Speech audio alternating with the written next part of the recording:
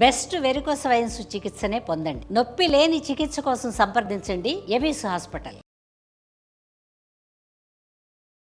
నమస్తే రమ్మగారు. నమస్తే. ఏదైనా ఒక మంచి కథ చెప్తారు? చందమామ కథ చెప్తాము. ఒక ఊళ్ళో ఒక మంచి భూస్వామి ఒక ఆయన ఉన్నట్టు, భార్య భర్త, వాళ్ళకు ఒక కుమారుడు ఉన్నాడు, రఘు వాడి పేరు. భూస్వామి మెల్లిగా కాస్త కాస్త కాలేసి కొంచెం పెంచుతూ భూమి బాగా పెంచాడు. బాగా పెంచుకున్నారు. ఆవిడ పాలు అమ్మేది, పెరుగు అమ్మేది, మజ్జిగ అమ్మేది, తర్వాత వెన్న నెయ్యి అమ్మేది. ఆవిడ జాగ్రత్త పర్రాలి. పొదపర అవటంతో ఆ మగవాళ్ళ ఆస్తులు నిలుస్తాయి. ఆడవాళ్ళ పొదపరితనమే కదా మగవాళ్ళ ఆస్తి పెరగడానికి కారణం. అయితే ఆ ఊళ్ళోనట పేద పిల్ల ఒక పిల్ల ఉండేది, లక్ష్మి. దానికి ఒక నాయనమే ఉంది, అమ్మ నాన్న ఎవరు లేరు. పిల్ల పాపం ఇల్లు వాకిలి లేని వాళ్ళు, ఏదో చిన్న గుడిసేసుకుని ఉండేవాళ్ళు. చక్కటిది, అన్ని పనులు చేసుకునేది. అయితే ఆ ఊళ్ళో జాతర అవుతుంది. జాతర అవుతుంటే అమ్మ నాన్న ముందే వెళ్ళారు. రఘు వెనకాల ఏదో పాలు అవి తీర్చుకుని రఘు వెళ్ళబోతుంటే ఈ ఇల్లు నానుకుని ఉన్న చేలో కలుపు తీస్తోంది పిల్ల, ఈ లక్ష్మి. అంటే అన్నట్టు కేకేసేట, ఏంటి ఎందుకు ఇంకా తీస్తున్నావు, జాతరలోకి వెళ్ళవా అంటే, ఆ జాతరకి వెళ్తే కూల్ డబ్బులు ఎక్కడి నుంచి వస్తాయి బాబు, మరి ఈ కూల్ తీస్తే, ఈ కలుపు తీస్తే 2 అర్ధనాలు కూలి వస్తుంది, సాయంత్రానికి రేపటికి భోజనం వస్తుంది అనేసరికి 2 అర్ధనాలే కదే నేను ఇస్తాను, పోను ఒక జాతరలోకి వెళ్ళు, ఓసారి వెళ్ళి దండం పెట్టుకురా అన్నాడు. అనేసరికి ఆ పిల్ల ఏం చేసింది, చేలోంచి బయటకు వచ్చి కాళ్ళు చేతులు కడుక్కొని జాతర వైపుకి అడుగులేసింది. రఘు ఈ అమ్మాయి చేయవలసిన పని తను చేస్తానన్నాడు. కలుపు తీసాడు కొంత మటుకు. ఆ పిల్ల అక్కడికి వెళ్ళి జాతర దాకా వెళ్ళి ఊళ్ళోనే దండం పెట్టుకుని తిరిగి వచ్చేసారు కల్లా ఇతనికి అలవాట్లేక, ఆ పిల్ల పొద్దు నుంచి పనిచేస్తున్న పిల్ల నవనవలాడుతూ బాగానే ఉంది. మధ్యాహ్నం కాసేపు పనిచేసిన రఘుకి చెమటలు దిగ్గారుతుంటే పిల్లంది, అబ్బో ఎంత కష్టపడ్డావు నా కోసం, సరేలే రా మా ఇంటికి రా, పానకం ఇస్తానని. జాతరలో అందరిళ్లలోనూ పానకం చేసుకుంటారు అమ్మవారి నివేదనలకి. ఒక గ్లాసు పానకం కలిపెట్టుకున్న పానకం నుంచి ఒక గ్లాసు పానకం ఇచ్చింది. పానకం తాగాక వాడికి అనిపించింది, ఎంత పని చేస్తుంది పిల్ల. అక్కడికి వెళ్ళేసరికల్లా ఆ నాయనమ్మ రుసరుసలాడుతూ దుమదుమలాడుతూ తిట్టుకుంటూ కసురుకుంటూ ఉంది. కనీసం పోనీ ఇంత చక్కటి పిల్ల, ఇంత పనిమంతురాలు, తెల్లారు లేచిన దగ్గర నుంచి పనిచేసి సాయంత్రం అయ్యేసరికి నూకల గంజో బియ్యపు గంజో పట్టుకొచ్చి పెడుతోంది బామ్మకి. ఏమిటి ముసలిది కూడా సరిగ్గా లేదు, ఈవిడ కోసం ఇంత కష్టపడుతోంది కదా ఈ పిల్ల, ఎంత పనిమంతురాలు అని అనిపించింది. సరే ఆ మాట అనుకుని ఇతను వచ్చేసాడు అక్కడి నుంచి. వాడికి నచ్చింది ఆ పిల్ల. ఇంటికి వచ్చేసరికి వాళ్ళ నాన్న వాకిలికి దడి కడుతున్నాడు. వాకిలి అంటే ఈ ఇళ్లల్లో ఇది వరకట్లాగా ప్రహరీ గోడలు అవి పెద్ద కట్టుకునే వాళ్ళు కాదు కదా పాతకాలంలో. ఏం చేసేవాళ్ళు, దడి కట్టేవాళ్ళు. కొన్ని రాటలు నిలువుగా పాతిపెట్టి చిన్నవి మన తుంగవి అవి కలిపి ఇట్లా అడ్డంగా కడితే ఏమిటి మేకలు అవి రాకుండా, గొడ్లు ఇది కాకుండా ఉండటానికి ఒక దడి కడుతున్నాడు. ఒరే అయ్యా, పాలేళ్ళందరూ జాతరలో ఉండిపోయారు, మరి చీకటి పడే లోపల ఈ పని అయిపోవాలి, ఇంకా ఈ కాస్త మేర మిగిలింది, రారా నువ్వు సాయం పట్టు అంటే, సరే రఘు వెళ్ళి అది దడి కట్టడానికి నాన్నకు సహాయం చేశాడు.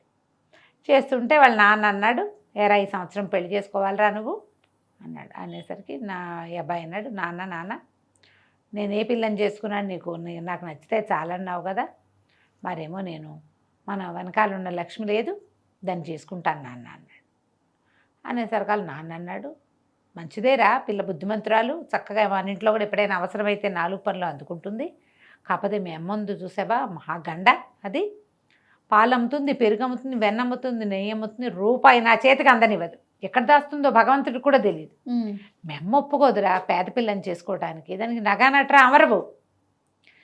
డబ్బు గల సంబంధం చేసుకుంటే ఏముంది, మనకి వాళ్ళు పెట్టుబడులు వస్తాయి, దీని దగ్గర నుంచి ఏమొస్తాయి, పిల్ల మంచి పిల్లే కానీ మీ అమ్మ ఒప్పుకోదురా అన్నాడు. సరే ఊరుకున్నాడు రఘు. 4 రోజులు ఆగాక వాళ్ళ అమ్మ మజ్జిగ జిలుగుతుంటే దాని దగ్గర కూర్చుని, అమ్మాయి ఎంత పని అంతా ఒక్కదానివే చేసుకుంటున్నావు, ఎవరైనా పనిమంతురాలు లేని పిల్లని తెచ్చుకుంటే నీకు బాగుంటుంది కదే అన్నాడు. ఎందుకు బాగుండదు నాయన, నా వెనకాల చేదోడు బాదోడుగా ఉండేందుకు పిల్ల రావద్దు అన్నది. అనేసరికి అమ్మ మన వెనకాల ఇంట్లో ఉండే లక్ష్మిని చేసుకుంటానే, అది భలే పనిమంతురాలు అన్నాడు. అనేసరికి ఆవిడంది, నాకెందుకు, అయ్యో లక్ష్మి బంగారు తల్లిరా, అది ఎంత మంచి పిల్లో, బాగుంటుంది చేసుకుంటే, కానీ మీ నాన్న నడే ఒట్టి పాపిష్టివాడు. ఓహో, నాన్న ఒప్పుకోడురా, నాన్న పరమ పీనాసివాడు, నీ కట్నం కోసం చూస్తున్నాడు రా, నువ్వు ఇంత బంగారు తండ్రివి, నీకు ఎంత కట్నం వస్తుంది, దానికి అది ఇది కలిపి ఏదైనా కొందామనుకుంటాడు. కానీ పెళ్ళికి ఒప్పుకోడు రా మీ నాన్న. ఏమనుకోకు నాన్న, ఇంకో సంబంధం చూసుకుందాము అంది. నాన్న వద్దన్నాడు, అమ్మ వద్దంది. కానీ ఈ కొడుకు పట్నం ఏదో వస్తువులు తేవడానికి వెళ్ళినప్పుడు మొగుడు పెళ్ళామిద్దరు కష్టం సుఖం మాట్లాడుకున్నారు. ఏమేవో మానవాడికి వెనకాలింటి లక్ష్మి మీద ఉందే అంటే నీకు చెప్పాడు నాకు చెప్పాడు అంది తల్లి. అంత పేద పిల్లని తెచ్చుకుంటే ఏం సాగుతుందే, అక్కడ ఎవరు లేరు. వీడు పండక్కి అత్తారింటికి వెళ్ళినా అన్నమండి పెట్టేవాళ్ళు లేరు, అదే వండుకోవాలి. ఇక పండగలు లేవు, పబ్బాలు లేవు, వాడి పేరు పెట్టుకుని మనం వెళ్తాలు లేవు, పండక్కి వెచ్చాలు వచ్చేది లేదు, లాంఛనాలు వచ్చేవి లేదు, ఓ బావమరుదులు సరాగాలు లేవు, వియ్యంకులు మన చూసి అగ్గగ్గలాడడం సున్నా, ముసలిది ఎప్పుడో పోతుంది, ఆ పిల్లకి పురుడు పుణ్యం మనమే పోసుకోవాలి. పోనీ దాని దగ్గర పావలా ఉందంటే అర్ధనా కూడా లేదు, ఈ సంబంధం చేసుకోకూడదు. ఇద్దరు డిసైడ్ వాళ్ళ ఇద్దరు ఉద్దేశం అదే. అందుకని ఏమనుకున్నారు, ఈ సంబంధం వద్దని చెప్పాం కదా, ఈవిడికి ఒక వేలు విడిచిన మేనగోడలు ఉంది సుందరి, అది పట్టణంలో ఉంటుంది, దానికి ఇక 500-600 రూపాయలు ఆస్తుంది. అది 500-600 ఎప్పటి కదా ఇది, 60s, 60 కూడా కాదు 50s కదా. ఓకే, 500-600 రూపాయలు ఆస్తుంది, దాన్ని తీసుకొద్దాము, దాన్ని 4 సార్లు చూపించామంటే వీడే ఒప్పుకుంటాడు, పిల్ల చక్కగా ఫ్యాషన్గా, అంటే అప్పుడు ఆ రోజుల్లో ఏమైనా వాళ్ళు ముస్తాబు అది చేసుకుని బాగుంటుంది పిల్ల అని ఆవిడ ప్రపోజ్ చేసింది. ఈయనకి ఏమనుంది, ఈయనకున్న 25 ఎకరాలకి పక్కన మంచి 5 ఎకరాల చేను ఒకటి ఉంది, ఒక 200-250 అయినా పెట్టాలి దానికి, 50 రూపాయలు ఎకరం. మన దగ్గర డబ్బు కదపకుండా పైనుంచి డబ్బు వస్తే అది కొడుకు పేరున కొనొచ్చని ఆలోచిస్తున్నాడు. దొరికిందే ఛాన్సు. 500-600 6 రూపాయలు ఆస్తుందంటే ఓ 250 రూపాయలు ఇవ్వకుండా ఎందుకుంటారు వాళ్ళు ముందు అని ఆలోచించి ఆ పిల్లని పిలుచుకొద్దాను. ఈయన నేనే సరుకులు తీసుకురావడానికి పట్టణం వెళ్తానని బండేసుకెళ్ళి వాళ్ళ ఇంటిపై రావే అమ్మాయి మా ఇంట్లో ఉందిగానే నా పిల్లని వెంబడి పెట్టుకొచ్చాడు. ఓయ్, పిల్ల మంచి ఫ్యాన్సీ పిల్ల, చక్కగా ముస్తాబు, అత్త ఆయన కసురుకునేది, ఏమిటి వెంటనే కాఫీ ఇవ్వవు, నిద్రలేవగానే కాఫీ ఇవ్వాలని తెలియదు చుట్టానికి అనేది. అక్కడి నుంచి పాలని వాళ్ళని ఇదేంటి ఇలా ఉంది, శుభ్రంగా దుడమంటే ఇదేంటి ఇలా నుంచున్నావు, నీ బట్టలేంటి, నీ మొహం ఏంటి, నీ వాలకమేంటి, ఆ పంచేంటి, దానికి అంచేంటి అని తిట్టేది, అన్నిటికీ విసుక్కునేది.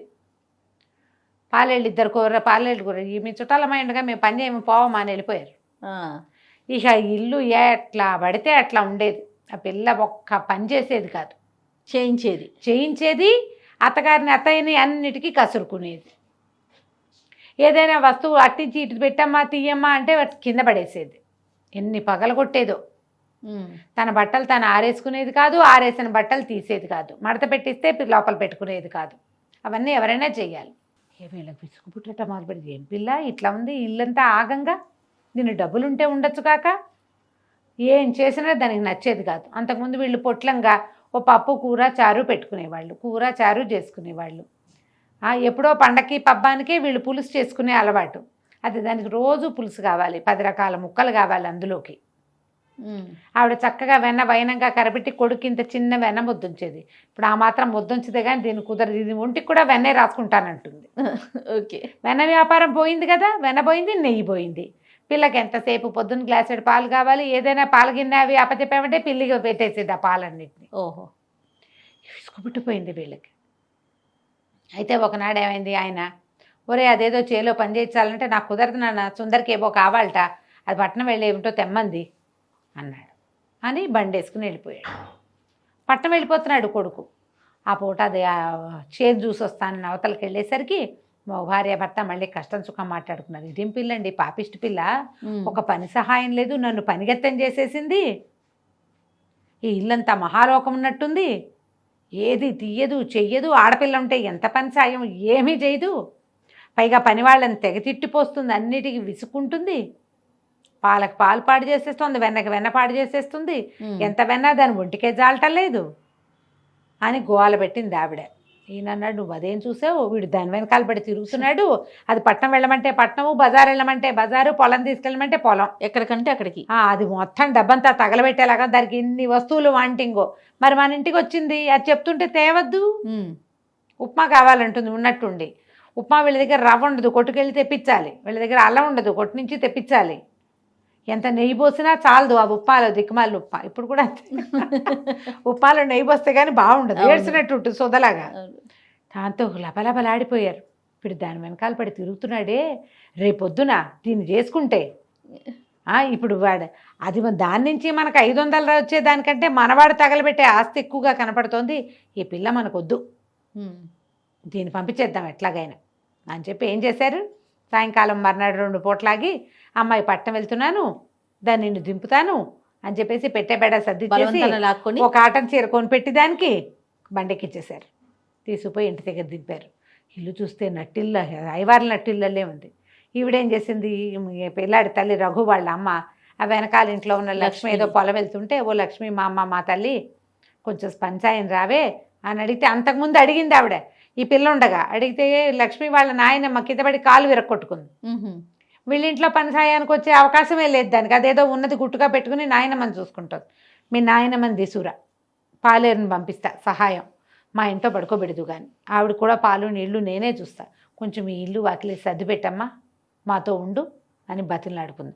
ఆ మొగుడు వచ్చేసరికి ఆయన శెట్టి గారు ఈ ఊరి నుంచి రైతు ఇంటికి వచ్చేసరికల్లా వాకిలి ఇల్లు శుభ్రంగా ఉన్నాయి.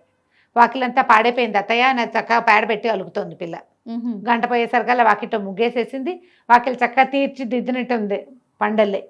3-4 రోజుల్లో ఈ నానా సర్వనాశనంగా ఉన్న గదులు ఇల్లు అంతా సవరించి అన్ని చోట్ల పేడతో శుభ్రంగా అలికి ముగ్గులు పెట్టి చక్కగా చేసింది. వెన్న నలకంత వెన్న కూడా పోకుండా మజ్జిగ తిప్పేసేది. గిలకలాగా అన్ని పనులు సవరించడం వచ్చు దానికి. వారం తిరిగేసరికి ఇల్లు పూర్తిగా స్వాధీనంలోకి వచ్చేసింది. మళ్ళీ వెన్న నెయ్యి వ్యాపారం దారిలో పడింది. వీళ్ళకి కూడా స్థిమితం వచ్చింది. ఇంట్లో చీదర లేదు. అంతకుముందు ఆ పిల్ల అరుపులు కేకలు, ఈ పిల్ల పని చేస్తుంది కానీ నోరెత్తదు. వారం తిరిగాక ఈవిడే వాళ్ళ నాయనమ్మ దగ్గర కూర్చుంది. ఎందుకమ్మా పిన్ని ఇట్టా బడి ఉండటం, పై వాళ్ళ ఇంట్లో ఉంటున్నానని నువ్వు బాధపడద్దు, మనం ఒకటి, లక్ష్మిని నా కొడుకు చేసుకుంటాను, నువ్వు అవునని చాలు పెద్దదాని మీద అవుననిపించేసుకుని కొడుకుని అడిగారు, ఏరా లక్ష్మి బంగారు తల్లి దాన్ని చేసుకుంటామని నేను ముందే చెప్పాను, మీరే వద్దన్నారు, ఆ సుందరిని తెచ్చారు, దాన్ని చచ్చాను దాంతో నేను అన్నాడు వాడు. ఆ అమ్మాయి పని చేయకపోతే ఒప్పుకోదు, అందుకని పని చేశాడు. ఆ అమ్మాయి అనుకుని వీళ్ళు పొలం పుట్ర రాకపోతే పీడా పోయి ఇల్లు బాకిలు శుభ్రంగా ఉంటే చాలు, కనీసం వేళకి తిండి పనిమంతుతనం కావాలని అనుకుని ఆ లక్ష్మిని ఇచ్చి ఆ రఘుకి పెళ్లి చేసేసుకున్నారు. చాలామంది జయ మరి ఇటీవల కాలంలో ఎలా ఉందో తెలియదు కానీ మరి ఐడియాస్ పెద్ద పెద్ద సంబంధాలు కావాలి, ఆడపిల్లలు పైళ్ళ నుంచి తెచ్చుకోవాలనుకుంటారు. మన లెవెల్కి చూడరు, చూడకుండా హై లెవెల్ తెస్తే వాళ్ళకి పాపం వాళ్ళ జీవితం వేరు, వాళ్ళ లెవెల్ వేరే లేనప్పుడు వాళ్ళు వేరే దాంట్లో పనిచేస్తారు. తప్పు పట్టడానికి లేదు, వాళ్ళని అనడానికి కూడా వీలు లేదు, వాళ్ళ ఇష్టం వాళ్ళది కదా. అందుకని ఏంటి, నేల విడిచి సాము చేయకూడదు ఎప్పుడు కూడా, అంతే కదా. అవునండి, ఆలోచించండి. పెళ్లి సంబంధాలు చూసేటప్పుడు జాగ్రత్తగా మీ వాంటింగ్స్కి సరిపడా అవతల వాళ్ళు ఉన్నారా లేదా అనేది ఆలోచించండి. అమ్మాయి అబ్బాయే కాదు, వాళ్ళ పరిసరాలు పరిస్థితులు కూడా ఆలోచించాలి, అవి కూడా కావాలి. అయితే ఇదివరకట్లాగా తెలిసిన వాళ్ళ సంబంధాలు చెప్పడం ఈ రోజున లేదు కదా. మ్యాట్రిమోనియల్స్లో చూస్తాము, ఏదో 4-5 మ్యాచింగులు చూస్తాం. అసలు మ్యాచింగ్ ఏంటంటే కంపాటబుల్ థింగ్స్ ఎప్పుడు వస్తాయి, ఒకే రకమైన వాతావరణంలో పెరిగితే కంపాటబిలిటీ ఉంటుంది అనుకుంటున్నాం. కనీసం అదే కొంచెం దాని గురించి కూడా ఆలోచించి చేసుకోండి పెళ్ళిళ్ళు. కంచికి మనం ఇంటికి. నమస్తే గారు. నమస్తే.